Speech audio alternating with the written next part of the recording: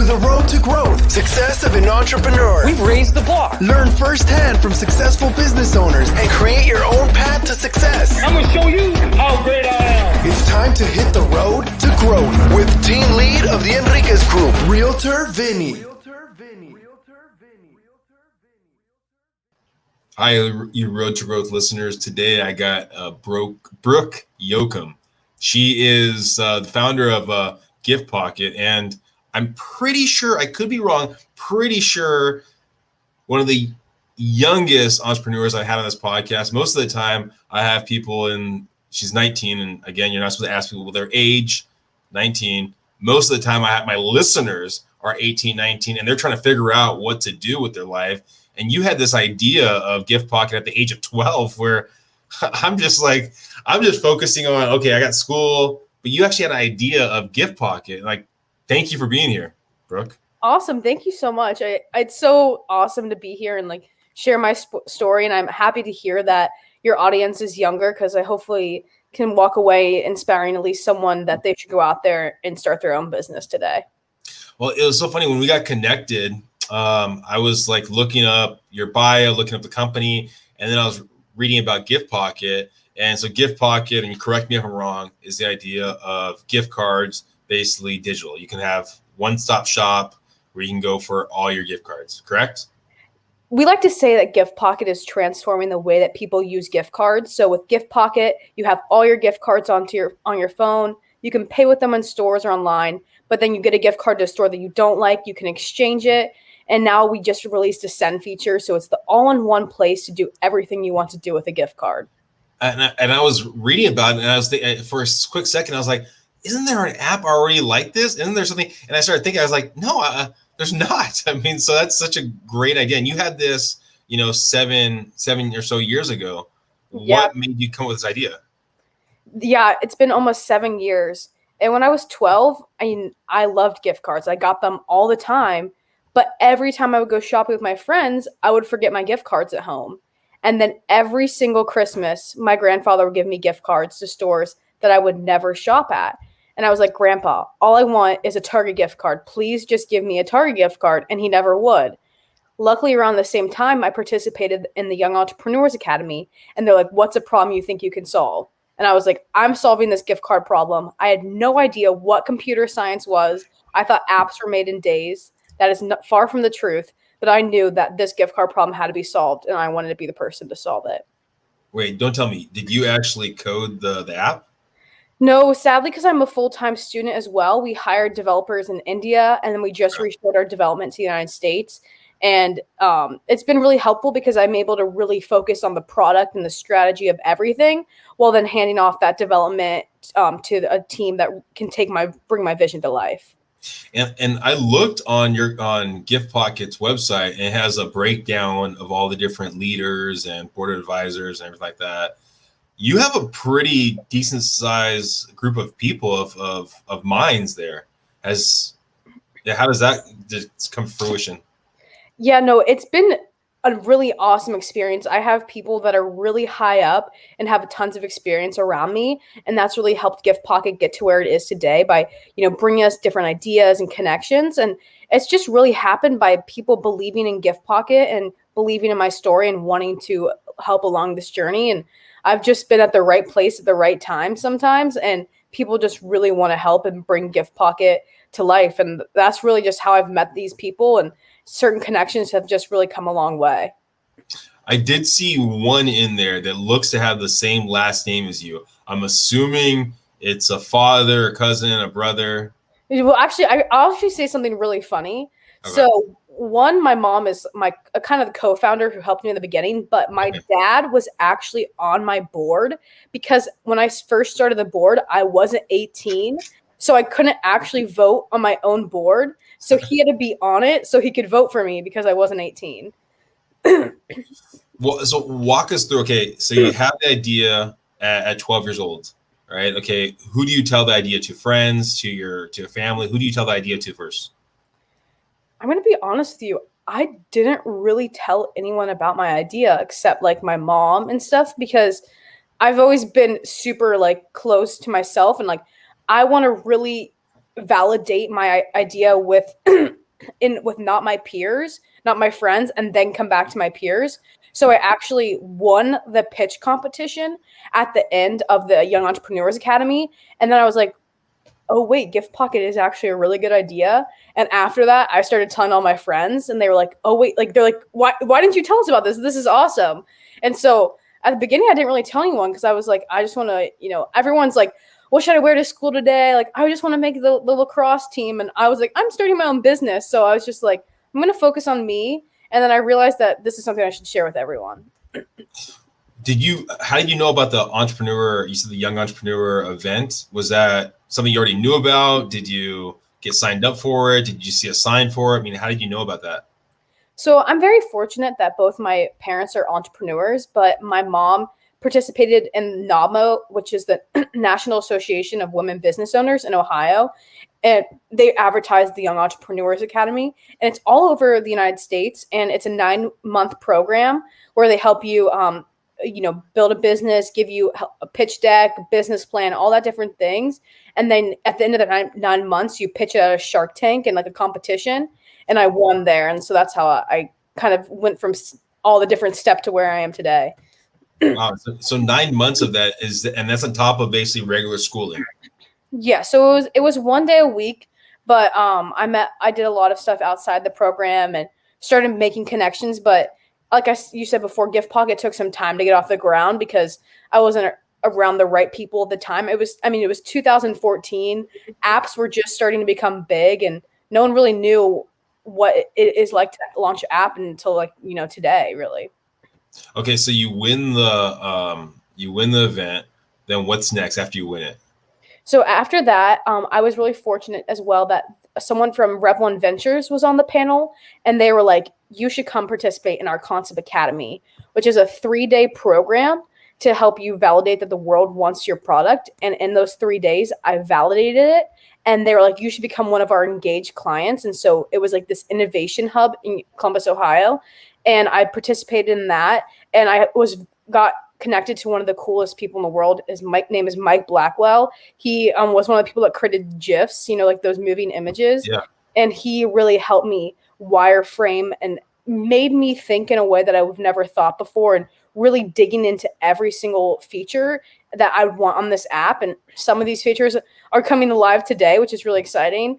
And some are still waiting to come alive. And then it's really nice by wireframing it, because then when I first sat down with designers and developers, they knew exactly what I wanted because I spent months upon months wireframing, prototyping what I wanted. And so although I didn't code the app, I had thousands of wireframes, which is like a screenshot of your phone, all done through a program called Balsamic, which no longer exists. So I would use Figma now and just prototype the app that it almost looked real. Well, and in black and white, it looked real. And so that when I was sitting down with designers and developers, they knew exactly what I wanted. How do you find a developer? How do you find a developer to develop your app? I would say I would look into your resources in your community. So Rev 1 Ventures originally connected us to developers in India. And at the time, they were, great developers because they were cheaper and we thought they were a good relationship. But if anyone is looking to start a business in the United States with a developer, looks for someone in the United States, maybe a friend who's a really good developer, a full stack developer, have them, or a development company that maybe they earn equity. But the best thing that we did was reshoring our development, by having, the same language is just so important. And we were eventually able to find through a connection, the PlanWorks in Columbus, Ohio. And it's just been such a better experience because they speak our own language. It's just that. Now, okay, you started the idea at 12, winning all the awards, the prizes. So probably we're at 13, 14 when you're actually working with a developer? Yeah. So we actually worked with one developer before we worked with the developers in India. And that was a whole bad situation because we thought we trusted them, but it didn't work out. And then we had to build partnerships. So in order for GiftPocket to work, when you exchange a gift card and when you buy a new gift card on our app, we had to build individual partnerships, and those each took a year. And so like we had the developers, but like we still had to build those partnerships. And so that's really what took us so long to launch in the Apple App Store. When you say those partnerships, is it each company that has their gift card on there, you have to get approval that they allow to have it on there, or who are those partners? So we are so there's like so for gift cards, there's actually a third party that distributes all those gift cards. And so we connected to that third party that distributes about 250 plus gift cards to buy and send. And then for some of those brands, we had to build we had to like make individual decks to send out to get them approved on our app. So like if you think about like Target, you'd have to make a approval deck.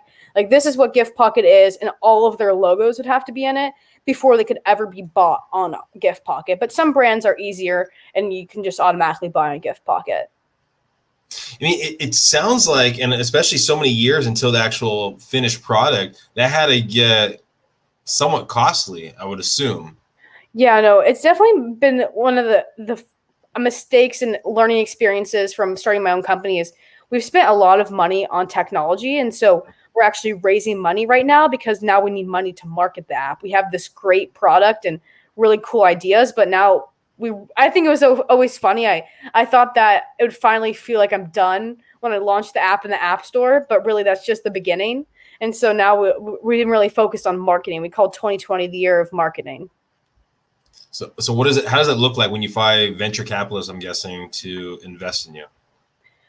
It's just it's a crapshoot. You just have to talk to a lot of different types of people and figuring out what people are interested in. I think the hardest thing is the gift card industry there's no such thing as really a gift card industry investor. So you have to find people that are more interested in fintech or Gen Z. We target teenagers and are really think that that's where our sweet spot and where we'll really grow. And so we're trying to find investors like that, but you have to talk to a lot of different types of people. And, we've, found some people that are interested, but we're still looking to talk to more people. And I'm 19 years old. This is my first time raising money. It's definitely hard because I have some advice and some people around me that have experience, but I'm learning everything for the first time right now. Well, it's such a great idea. I mean, because I think there was a stat, right? And you correct me if I'm wrong. You probably live and die by gift cards. I think it's like 35% of gift cards are actually used in the end or something. Isn't it something crazy like that? I think it's like maybe even less, but $3 billion goes unused every single year in gift cards. And that's $3 billion in revenue that's lost every single year. Yeah, anyone listening right now, I was thinking about it before we had you on the podcast. I was like, I got to download this app right here because this is such a great idea right there. When you're putting the app together, how do you not worry about someone taking your idea before you actually come to market? I think so. GiftPocket is actually a fintech app. And so when you exchange a gift card, you get GP points. And then with those GP points, you can buy a new gift card.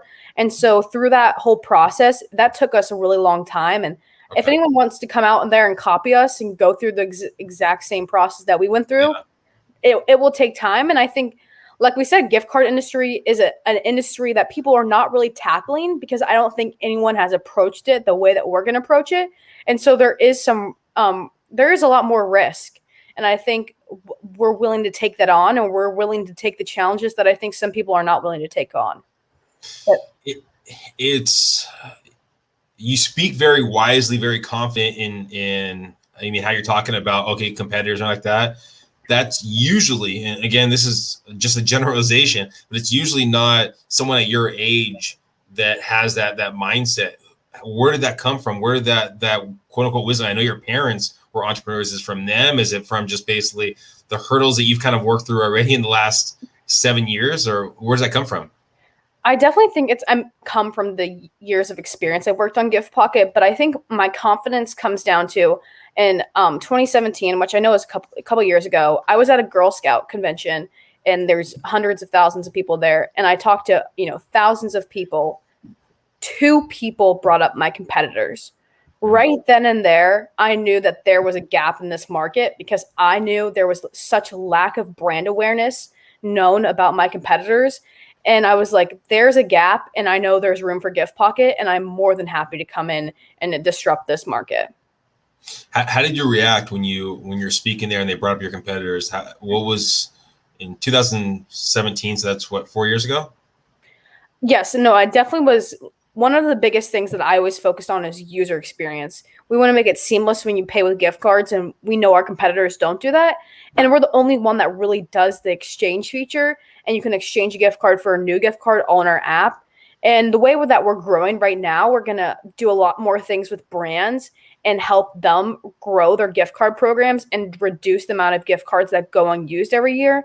And I think people should want to use us because of the exciting things that we're doing with brands that will really just transform the way that gift cards are used throughout the entire shopping experience. In 2017, though, did you have that? Were you able to take that in? Because I coach a lot of new real estate agents that are in their 20s, 30s, and when they talk about, oh, my friend used this competitor, right? You can see the anger in them. And some people can't control the anger. Some people basically will just lash out. And I'm just curious 4 years ago, right? That'd be very wise and very smart if you're able to just kind of take it on and then speak again like this and talk to people that are bringing up your competitors. Was that the case, or was there frustration saying you should be talking about us, not about our competitors? I definitely think because I've really not interacted with a lot of people who have used competitors, I can't give you the best experience, but I will definitely say, I can, when I hear them talking about their experience with our competitors, I definitely feel like there's room that they're not that happy with their experience. Mm-hmm. And also, when you go to our other competitors' apps, you're not going there for the same reason you would probably go to GiftPocket. And so I think you should consider switching to GiftPocket because we can offer you what that competitor is doing, but so much more. So you find it as more of an opportunity than a negative, in essence? Yeah, no, I definitely think an opportunity to be like, why do you like our competitor? So then we can do that, but do that even better as well. What do you think have been maybe one or two struggles that you've really had to work through to build this brand and build this company? I think the biggest thing I've learned is patience. GiftPocket, I thought, like I said, I didn't know what computer science was. I thought apps were literally made in days, months. That is far from the truth. And I needed to realize that I needed to take each, bump in the road or each partnership as a success as we get closer and closer to launch. And I realized I should have realized that I need to really take starting GiftPocket as a learning experience because I've never started my own company. I don't know what I'm doing half the time. And, realizing that when I learn something new, really going forward with this new learned information and, realizing that, you've got to, if you want GiftPocket to be successful, you've got to get it in front of people. You've got to get the brand awareness out. And how do you do that? Well, you got to learn from what other companies are doing and try to copy that and do it better. When you talk about learning from other people, learning from other companies, how much do you go on your own intuition when you're making a decision? And how much do you rely on your board and the people you have around you? It's really nice because I have a lot of people on my board who have a lot of experience. But the interesting thing is we're going after a very new and young demographic that I think I have a lot of experience in because I'm one of them. And so none of our team members are a teenager or B, have experience marketing to them. So I think sometimes it's nice because I'll bring a really new fresh edge. I'm like, there's this really big trend going on. We need to tap into it. Well, they also kind of level me out and they're like, this is, with my experience, I think we need to, do a certain way. So I think I'm the leader, I'm in charge, but so I think it's 60-40. I'll make a lot of decisions, but make sure I have their approval in the process. Right now we're trying to grow our TikTok and, I'm going to lead that and I'm going to lead most of that strategy. And I think most teenagers should lead a company's TikTok strategy because we're on TikTok the most. We know what's popular. Why would you have someone who's 40 or 50 on your team leading it? That doesn't make sense. What's the process like? You have a new idea that you want to basically push there, and I know you're doing basically 60-40 in essence. What's that process? Okay, how quick do you make a decision? Because trends and things like that are moving fairly quick. So you have to be very quick with your decision making. Is it, let's get everyone in a room, let's get an email out? How's that process look like? I know some people hate it, but I love texting. I hate emails. I've had to like email because as a business owner, but texting, people read your text. People read text. You got to text them. If you want to get something done, hey, I need to tweet this. I need to post this on Instagram. We should do this TikTok.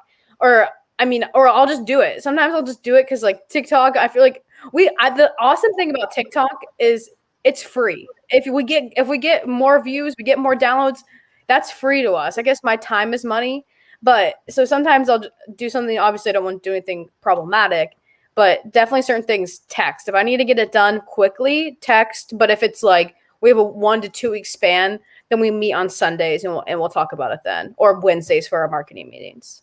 So what does that look like? It's sending a text. Hey, I'm going to be doing this in an hour unless you tell me something different. Is that in essence? What do you guys think? What's your opinion? Is this approved to post? Is kind of the vibe, or yeah, and then like kind of collaborating from there. Like, I think we should post this because blah blah blah. I think this would be really good because this trend is happening, and GiftPocket could really add a unique voice to this. Fair enough. What if, let's say we're talking in 5 years from now, where do you see GiftPocket being? Imagine every single time you bought a gift card, it was on GiftPocket.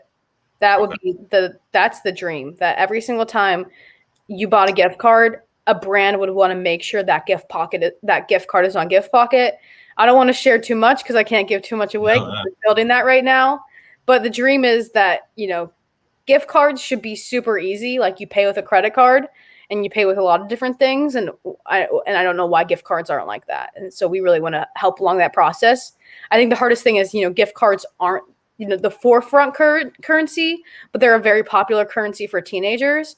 And so, we should make them a lot more popular and prevalent when we are thinking about payment decisions. Well, it makes it easier. I mean, I went to a birthday party just the other day, and at the last second, I kind of forgot to get a present. And it would have been really easy to have that gift card available. Just purchase it really quick with maybe like a Venmo account or something attached to it, and then boom, buy it, and then send it off to them and go, happy birthday. Well, you can do that now with GiftPocket. If you need a last minute gift, send it from GiftPocket. We like to think about GiftPocket with sending gift cards are about spreading positivity. And so, even if it's not their birthday or you just want to make someone's day better, send them a gift card. And I know you've already given some nuggets. I'm gonna just finish it off with this. You already given some nuggets about it. If someone's listening right now, maybe they're in your shoes of being 12, 13, 14, maybe they're 19 and they're thinking about an app idea. Where do they start? What do they do? Where should they go? What suggestions would you give to them? I would think about every single day that you go through. What's some of the biggest problems that you face? And then think about what's a possible solution, and then start talking to people about it. And be like, do you face this problem too? Wouldn't you be happy if you had this to solve that problem? And, one of the biggest mistakes, but luckily I work it out in the end, is I needed to talk to people more to really figure out, validation and research is important to make sure you validate your idea. And so before validate your idea, and then if it sounds like a good idea, go out there. You're young. This is the perfect time to make mistakes so you can learn from them now and not make them again when you're older. I lied. Okay, I got one more question for you. One more, and then No that's worries. it. All right. Now, what drives you to build GiftPocket? I mean, you can hear the passion that you have for this product. What drives you to keep pushing forward and saying, I'm going to do this? I think when you believe in something and you see that there's a really big potential to solve a really big problem, that's what drives me. When I imagine you're just at a store and boom, GiftPocket reminds you to pay for your gift with a gift card and you just pay with it automatically. I think there's just this big gap, and I don't think a lot of people are really focusing on it. And when you can come in and solve it, I think that's what really inspires me. And I love proving people wrong, and I want to prove a lot of people wrong. And so every day that kind of just reminds me that GiftPocket needs to be successful so I can prove all those people wrong. Prove the haters wrong.